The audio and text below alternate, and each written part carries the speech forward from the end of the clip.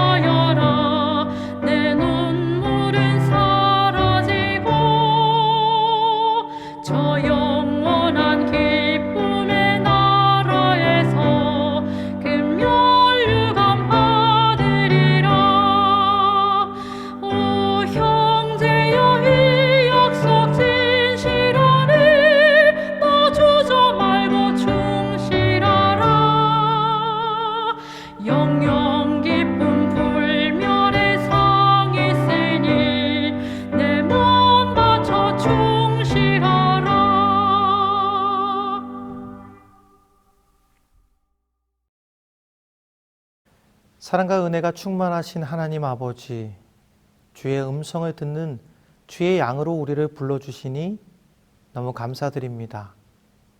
주님께서 우리에게 선물로 주신 보혜사 성령님의 지도에 따라 말씀에 순종하며 사는 주의 종이 되기를 원하오니 도와주시옵소서. 나사로처럼 주님의 음성만을 들으며 주의 말씀을 사랑하는 삶을 살아가도록 믿음과 용기 허락하여 주옵소서. 예수님의 이름으로 간절히 기도합니다.